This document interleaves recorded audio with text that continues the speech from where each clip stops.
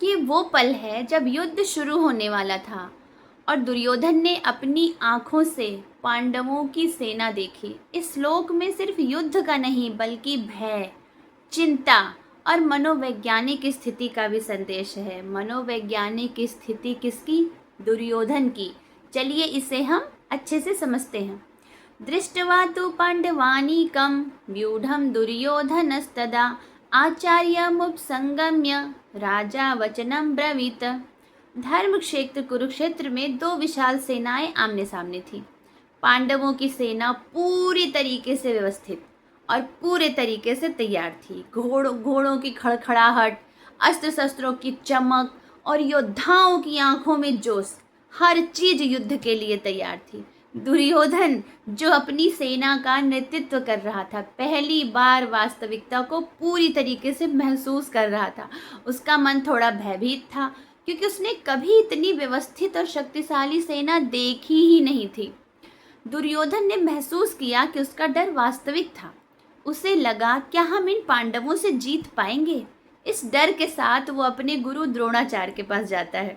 उसने अपने डर और चिंता व्यक्त करते हुए कहा, गुरु जी, पांडव इतने मजबूत हैं, हम कैसे मुकाबला करेंगे?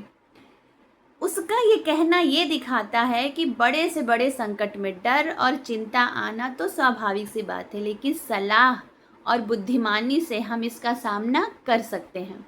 दोस्तों, जीवन में कई बार हमें भी ऐसी ही चुनौतियों का सामना करना पड़ता है, ऐसी ही परिस्थितियों का सामना करना पड़ता है। कोई परीक्षा, कोई बड़ी चुनौती या कोई मुश्किल फैसला, हमारे सामने भी डर और संदेह बहुत आते हैं, लेकिन गीता के श्लोक हमें सिखाते हैं कि डर महसूस करना गलत नहीं है। जरूरी है कि हम भय में न फंसें, समझदारी से कदम उठाएं, रणनीति बनाएं और सलाह लें, जैसे दुर्योधन ने अपने गुरु से सलाह ली। ठीक उसी तरीके से हमें अपने मार्गदर्शक, अनुभव और ज्ञान का सहारा लेना चाहिए।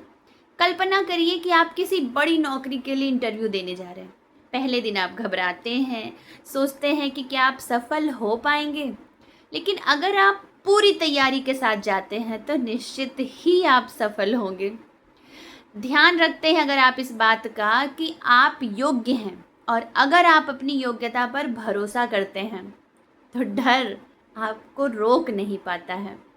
ठीक वैसे ही जैसे दुर्योधन ने गुरु की सलाह लेने के बाद अपनी पूरी रणनीति बनाई।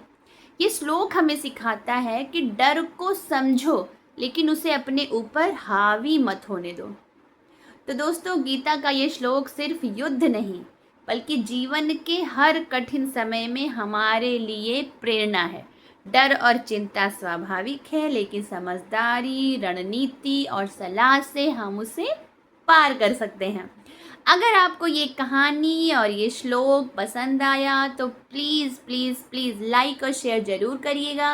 और हाँ, अगर आप चैनल पे नए हैं तो सब्सक्राइब ज़रूर कर लीजिएगा और नोटिफिकेशन बेल को भी ज़रूर ऑन कर दीजिएगा, ताकि वीडियो सबसे पहले आप तक पहुँचे। और हमने शुरू की है सीरीज डेली 1 श्लोक, 1 डे 1 श्लोक।